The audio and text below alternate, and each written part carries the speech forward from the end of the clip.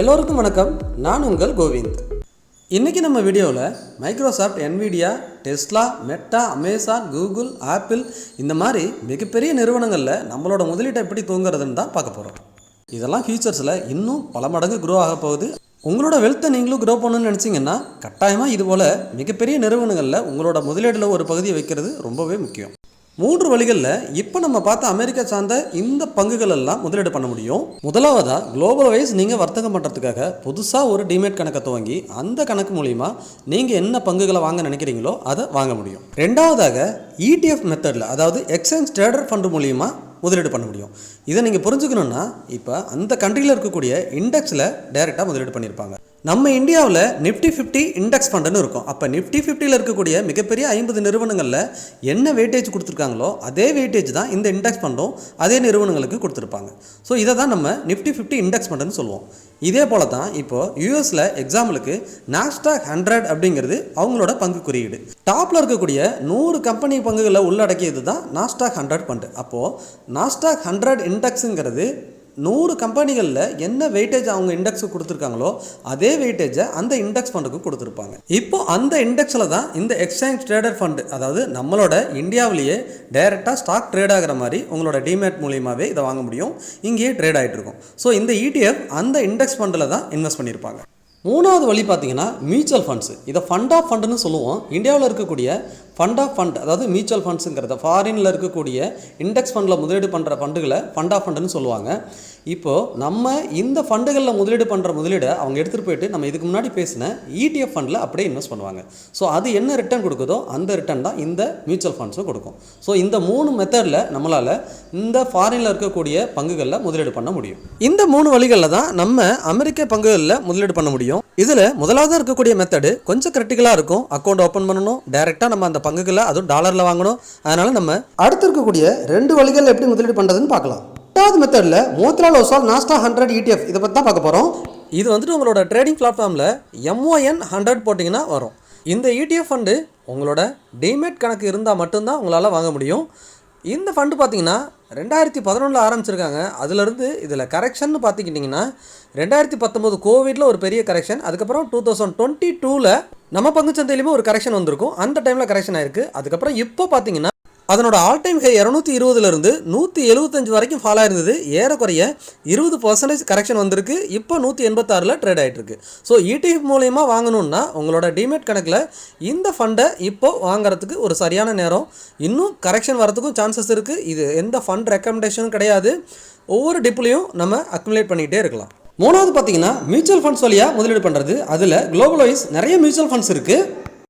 அதில் இருக்கக்கூடிய ஃபண்டுகள் பார்த்திங்கன்னா Nippon India US equity fund, அதுக்கப்புறம் ICICI prudential US blue chip fund, Motilal Oswal S&P 500, Kotak Nasdaq 100, இந்த மாதிரி நிறைய ஃபண்டுகள் இருக்குது. அதில் நம்ம இன்றைக்கி one of the example Motilal Oswal Nasdaq 100 fund of fund இதை தான் பார்க்க போகிறோம். இதனோட ஃபாஸ்ட் ஹிஸ்ட்ரி எடுத்து பார்த்துடலாம். இந்த ஃபண்டு ஆரம்பித்ததே பார்த்திங்கன்னா 2019 தான் இந்த ஃபண்டு ஓப்பன் பண்ணியிருக்காங்க. இப்போ இருந்து ஒரு 7 இயர்ஸ் ஆகுது. இதில் பார்த்தீங்கன்னா 2022ல் ஒரு மைனஸில் ரிட்டர்ன், அதுக்கப்புறம் பார்த்திங்கன்னா இப்போ தான் ஒரு 12% மைனஸில் ரிட்டர்ன். இதுக்கடையில் இந்த ஃபண்டு மைனஸில் ரிட்டர்ன் கொடுக்கவே இல்லை. ஏன்னா கோவிடுக்கு அப்புறம் 2022ல் மட்டும் தான் மார்க்கெட் ஃபால் ஆச்சு. அதுக்கப்புறம் இப்போ தான் ஃபால் ஆயிருக்கு. இன்பிட்வீனில் இந்த ஃபண்டு பார்த்திங்கன்னா இடையில கரெக்ஷன் பெருசாக எந்த இயருமே பெரிய கரெக்ஷன் கொடுக்கல. 2019லையும் கரெக்ஷன் இல்லை, 20லையும் பெரிய கரெக்ஷன் எதுவும் இல்லை, 2021லையும் கூட கரெக்ஷன் எதுவுமே இல்லை. 2022ல் நம்ம மார்க்கெட்டும் கரெக்ஷன் ஆயிருந்தது 18%. அந்த சமயத்தில் மட்டும் இந்த ஃபண்டு -26% கரெக்ஷன் ஆயிருக்கு. 2023 அண்ட் 2024லையும் பெரிய கரெக்ஷன் இல்லை. இப்போ 2025ல் 12% கரெக்ஷன் ஆயிருக்கு. ஸோ இந்த ஃபண்டு ஆரம்பித்த நாள்லேருந்து 2022ல் 26% கரெக்ஷனுக்கு அப்புறம் இப்போ தான் 12% கரெக்ஷன் நடந்துட்டு இருக்கு. ஸோ இந்த மியூச்சுவல் ஃபண்ட்லையுமே இப்போ இந்த கரெக்ஷனை யூஸ் பண்ணி இன்வெஸ்ட் பண்ணலாம். ஆனால் கொஞ்ச நாளைக்கு முன்னாடி இந்த ஃபண்டில் லம்சம் இன்வெஸ்ட்மெண்ட் எதுவும் இன்வெஸ்ட் பண்ண முடியாதுன்னு ஃபியூஸ் பண்ணிட்டாங்க. ரீசெண்ட் டேஸில் SIP பண்ணிகிட்டு இருந்தவங்களையும் ஃபியூஸ் பண்ணிட்டாங்க. SIPயும் இன்வெஸ்ட் பண்ண முடியாது அப்படிங்கிற மாதிரி லாக் பண்ணிட்டாங்க. ஸோ இது எதனால் அப்படின்னு பார்த்தீங்கன்னா நம்மளோட RBI ரெகுலேஷன்ஸ் பிரகாரம் மியூச்சுவல் ஃபண்ட் வழியாக ஃபண்ட் ஹவுசஸ் ஃபாரின் செக்யூரிட்டிஸில் எவ்வளோ இன்வெஸ்ட் பண்ண முடியுங்கிறதுக்கு ஒரு லிமிட் இருக்குது. அந்த லிமிட் எவ்வளோன்னு பார்த்தீங்கன்னா 7 பில்லியன். அதுவும் ஒவ்வொரு ஃபண்ட் ஹவுஸுக்கும் 1 பில்லியன் தான் இன்வெஸ்ட் பண்ணணும். ஸோ அந்த 7 பில்லியன் அமௌண்ட்டுங்கிறத நம்ம ஃபண்ட் ஹவுசஸ்லாம் ரீச் பண்ணிட்டாங்க. நம்மளோட இன்வெஸ்டர் 7 பில்லியன் இந்த ஃபண்ட் ஆஃப் ஃபண்டில் இன்வெஸ்ட் பண்ணிட்டாங்கிறதுனால இப்போது அதுக்கு மேலே அவங்க இன்வெஸ்ட் பண்ண அலோவ் பண்ணலை. அதனால் இந்த மியூச்சுவல் ஃபண்டில் எஸ்ஐபியும் பண்ண முடியாது, லம்சமும் பண்ண முடியாது. தற்சமயத்துக்கு ஃபியூஸ் பண்ணியிருக்காங்கிறது தான் இந்த நியூஸ். இப்போது அந்த 7 பில்லியனை தளர்த்தி அதுக்கு மேலே ஃபண்டை இன்க்ரீஸ் பண்ண முடியுமா அப்படிங்கிறத ரெக்வஸ்ட் பண்ணியிருக்காங்க. இதெல்லாம் எப்போ மாறும், எப்போ நடக்குங்கிறத பொறுத்திருந்து தான் பார்க்கணும். ஸோ நமக்கு இருக்கிற ஒரே ஆப்ஷன் இப்போ இந்த மோதிலால் ஓசால் நாஸ்டாக் 100 ETF மெத்தடில் தான் இன்வெஸ்ட் பண்ண முடியும். இப்போ நாஸ்டாக் இண்டெக்ஸை பற்றி பார்த்தலாம். இந்த நாஸ்டாக் இண்டெக்ஸில் ஏன் நம்ம முதலீடு பண்ணுங்கிறதையும் இதில் புரிஞ்சுக்கலாம். இந்த இண்டெக்ஸ் உருவானது பார்த்தீங்கன்னா 1971 இந்த இண்டெக்ஸை உருவாக்கியிருக்காங்க. அங்கேருந்து இது வரைக்கும் 50 வருடங்களை கிராஸ் பண்ணியிருக்கு இந்த இண்டெக்ஸ். இந்த இண்டெக்ஸில் அதிகமாக எவ்வளோ பங்குகள் இருக்குதுன்னு பார்த்தீங்கன்னா நாஸ்டாக் இண்டெக்ஸில் மட்டும் ஏறக்குறைய 3000 ஸ்டாக்ஸுக்கு மேலே ட்ரேட் ஆகிட்டு இருக்கு. இதிலிருந்து நாஸ்டாக் 100 அப்படின்னு நம்ம முன்னாடி பார்த்த இண்டெக்ஸ் உருவானது 1985.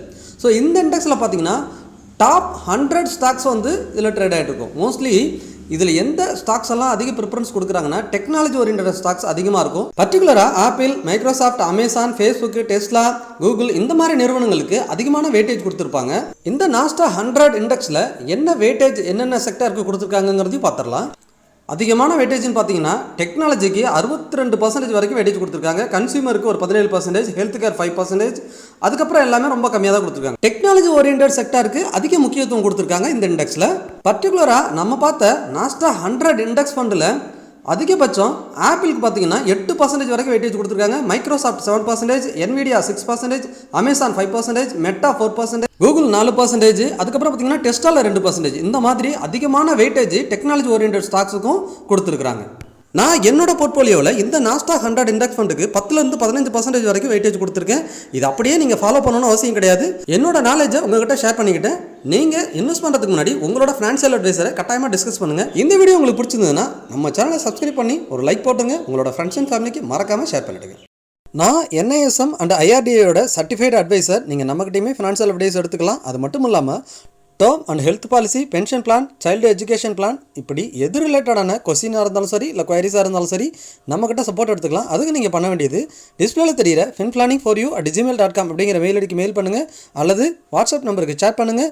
அதுவும் இல்லைன்னா டிஸ்கிரிப்ஷனில் இருக்க கூகுள் ஃபார்ம் ஃபில் பண்ணுங்கள். நான் உங்களை கான்டாக்ட் பண்ணுறேன். பங்கு சந்தை தொடர்பான டெய்லி அப்டேட் தெரிஞ்சுக்கணுன்னா டிஸ்கிரிப்ஷனில் டெலிகிராம் சேனலோட லிங்க் கொடுத்துருக்கேன். சர்ச் பண்ணி ஜாயின் பண்ணுங்கள். மீண்டும் ஒரு நல்ல வீடியோவில் சந்திக்கிறேன். உங்கள் கோவிந்த்.